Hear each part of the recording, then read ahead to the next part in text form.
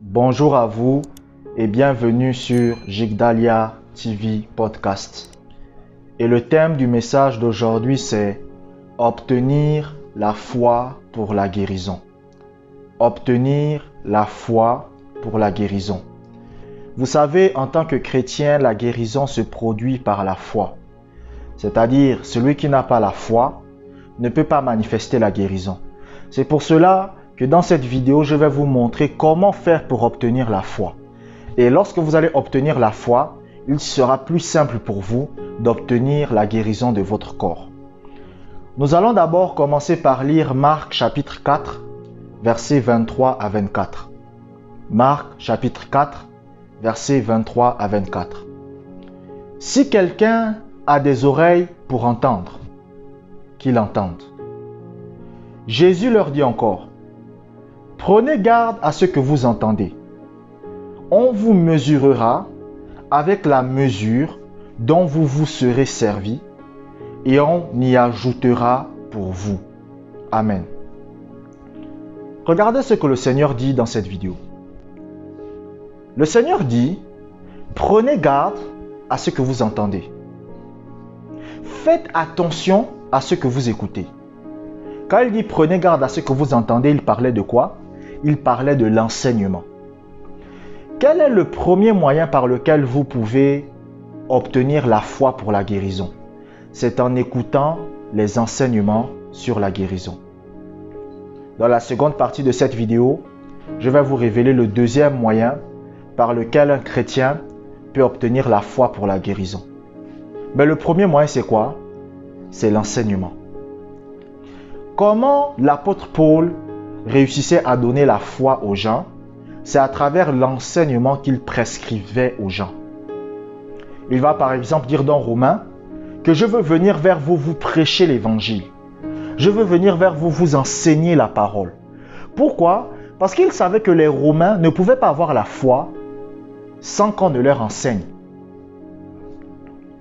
Pourquoi le Seigneur nous demande d'enseigner la parole? Pourquoi le Seigneur nous demande de prêcher la parole? Lisez la Bible. Vous allez voir que partout là où le Seigneur Jésus-Christ allait, il enseignait. Partout. Partout là où il allait, il enseignait. Il s'asseyait et il enseignait. Quand il arrivait à la synagogue, il s'asseyait, il enseignait.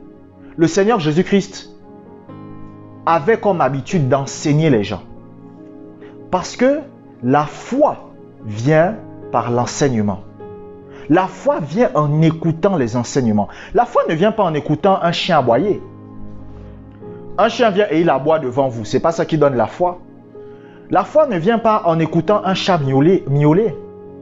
Vous vous asseyez devant un chat, le chat est en train de miauler et vous avez maintenant la foi. Non. C'est-à-dire, la foi vient en écoutant un enseignement. Par exemple, si moi j'écoute un prédicateur en espagnol, c'est-à-dire le prédicateur c'est un espagnol, et que moi je ne comprends pas l'espagnol, et j'écoute l'espagnol, ma foi ne va pas augmenter. Pourquoi? Parce que je ne comprends même pas ce qu'il est en train de dire.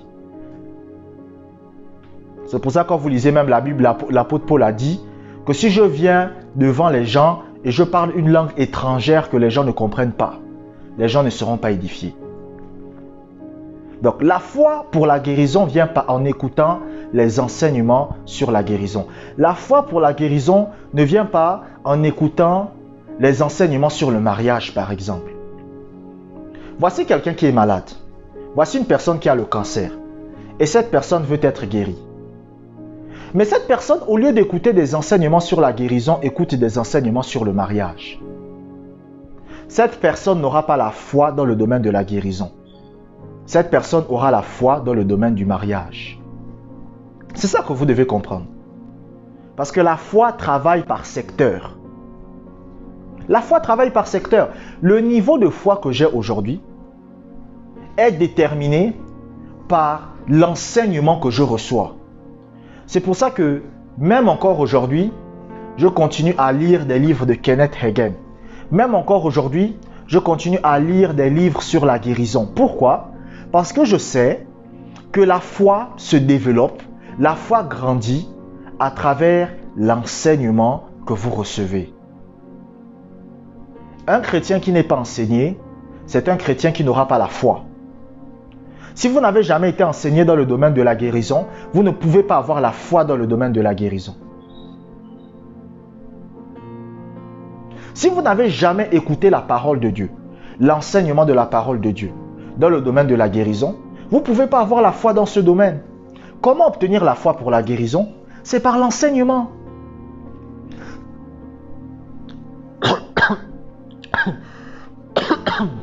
Excusez-moi. Excusez-moi. Quel est le but de cette chaîne? Quel est le but de cette chaîne YouTube? Jigdalia TV Podcast, c'est de vous enseigner dans le domaine de la guérison. C'est ça le but de cette chaîne YouTube. Le but de cette chaîne YouTube, c'est pour que vous puissiez développer votre foi dans le domaine de la guérison.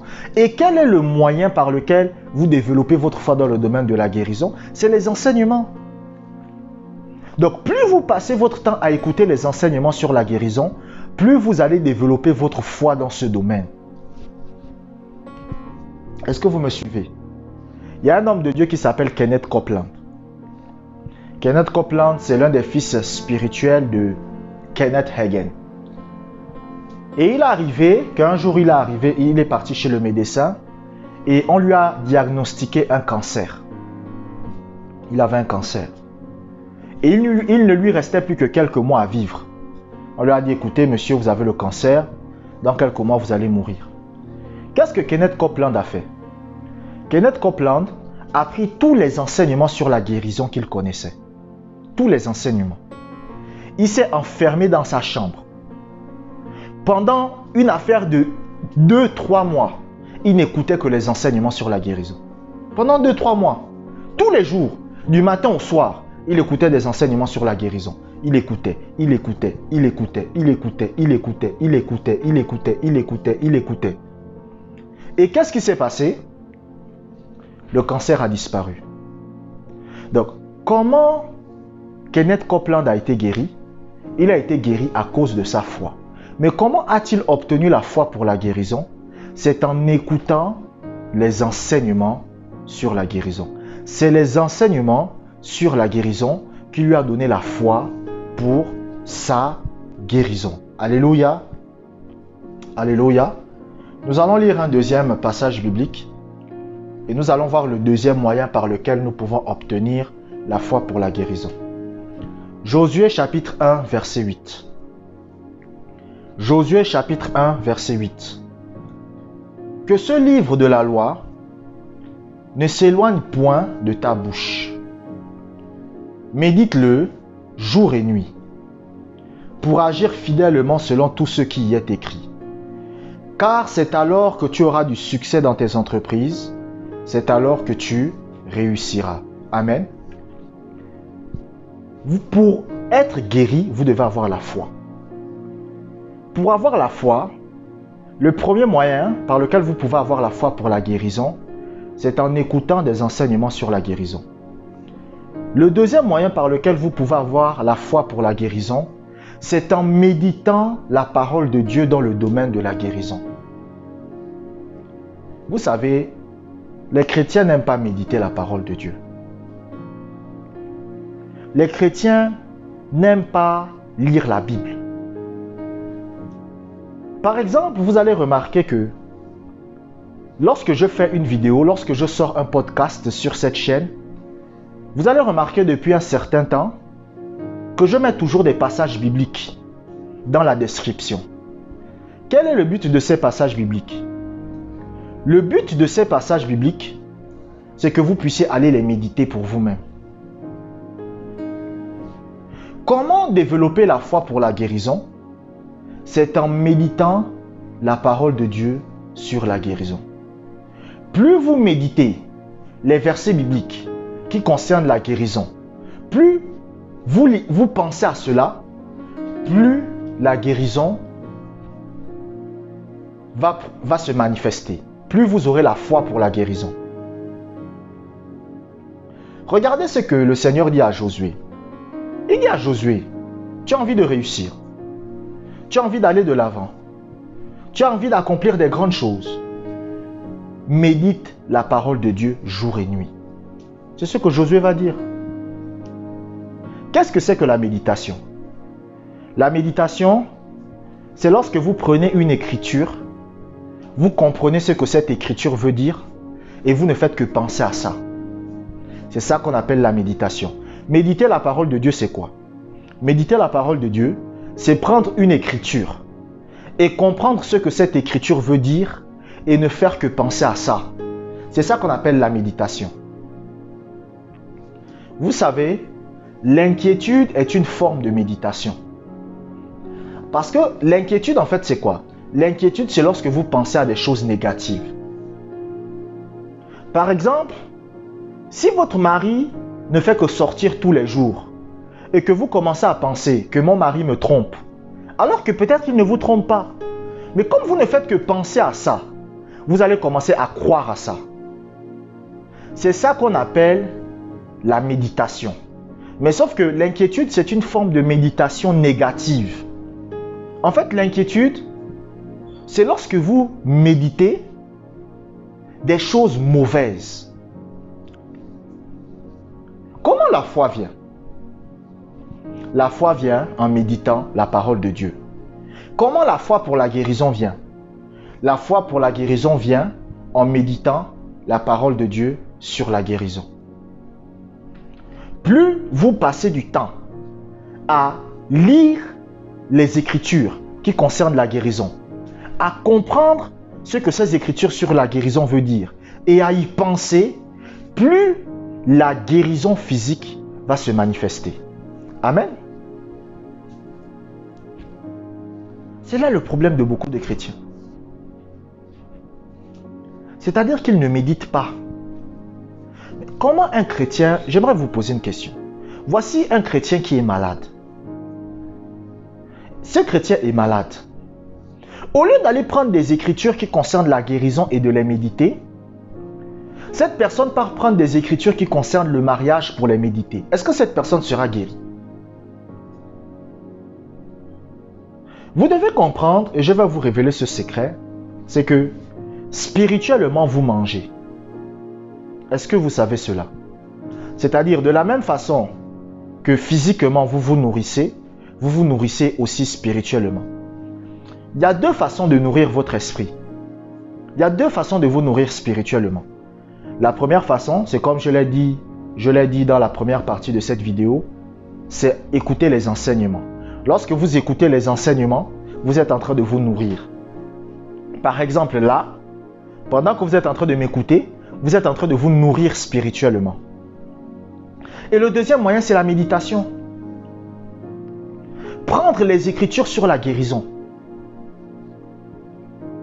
Comprendre ce que ces Écritures veulent dire. Et penser à ces Écritures. Je peux vous citer plusieurs Écritures. Jacques chapitre 5 verset 15. La prière de la foi sauvera le malade. Et s'il a commis des péchés, ils lui seront pardonnés. Vous pouvez méditer ça. C'est-à-dire que vous cherchez à comprendre ce que cette écriture veut dire. Qu'est-ce que ce passage veut dire? Qu'est-ce que Jacques veut dire dans ce passage biblique? Une fois que vous avez compris ce que Jacques veut dire dans ce passage biblique, vous pensez maintenant à ça tout le temps. C'est ça qu'on appelle la méditation. Méditer, c'est penser à quelque chose de façon constante. C'est ça qu'on appelle la méditation. C'est comme quand une femme est amoureuse. Quand une femme est amoureuse, elle commence à penser à celui qu'elle aime. C'est la méditation. Pourquoi? Parce qu'en fait, la méditation, c'est quoi? La méditation, c'est lorsque vous pensez à quelque chose de façon constante. De façon constante. C'est-à-dire de façon constante, vous pensez. C'est ça qu'on appelle la méditation.